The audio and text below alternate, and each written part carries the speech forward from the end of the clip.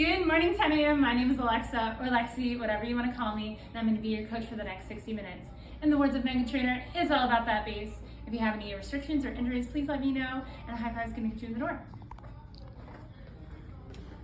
Rowers, grab your seat before you take a seat. Treads, find your name in that OT Connect screen and click Go to connect to your OTB. Then click that green Start button by your waist. Numbers on that right indicate your speed. Let's increase it at 3 to 4 miles per hour. Numbers on your left are for your incline. Let's hold steady at 1% and start warming up. Rowers, find your name on that OT Connect screen and click Go to connect to your OTB. Adjust those foot plates so that the straps are across the widest part of your foot. Place your feet in those foot plates and pull those straps at the same time. Grab those handles, shoulders width apart, palms down, thumbs under, and start rowing, having those legs being that driving force to get that water moving. Let's shoot for 18 to 24 strokes per minute and warm up. Treads, it's about time to get to base. They should be challenging but doable and get us into that green zone. Power walkers 3.5 to 4.5 miles per hour with a 1 to 3% incline. Runners and joggers, let's hold steady at that 1%. Joggers 4.5 to 5.5, and runners 5.5 or greater. Katie on the bike, gear 6 or greater with a 60 to 100 RPM. Let's get to base in 3, 2, 1. Rowers, it's time for you to get to base. Base should be challenging but doable and get us into that green zone. Let's start with the proud chest, belly button drawn in, and we're going to drive with our legs, leaning that torso back, finishing by pulling those handles toward our sternum. As we return, we're going to come forward with control, having those arms lead first.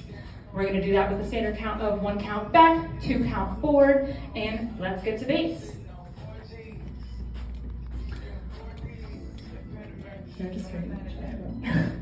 What goes up must come down. Climb for 8 minutes on the tread. Hit explosive 100-meter owl outs on the rower. Then head back to the tread to work your way down the hill.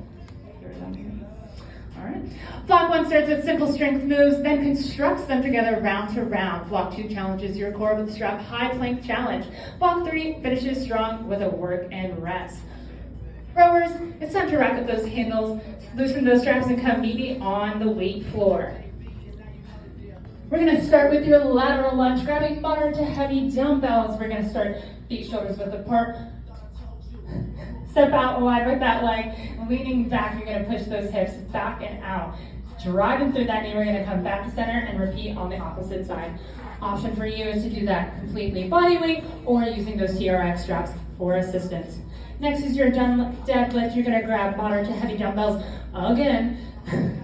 Feet shoulder width apart. You're going to keep that torso engaged. Push those glutes back, push those hips back, bringing those dumbbells toward the front of your legs, driving up. We're going to squeeze those glutes at the top. You can also do that body weight or using the straps for assistance. Next is your burpee. We're going to jump with power. Coming to the floor, you're going to put your hands down, jumping back into a plank, straight into a push-up, and jumping your feet to the front. Option is to walk it out to a plank instead and drop to your knees for that push-up. Next, you got your bicycle rotation. Slightly hovering over the floor. You're going to keep that core engaged. Hands behind your ears, bringing that elbow to the opposite knee. Option is take away that hovering aspect and bring it into a crunch. And last but not least, you're going to grab lighter dumbbells for your hip hinge reverse fly. Feet shoulder width apart. You're going to hinge up those hips, keeping that torso engaged. Raise those arms, feeling those shoulders pinch. Option for you is to use it on the TRX straps as well.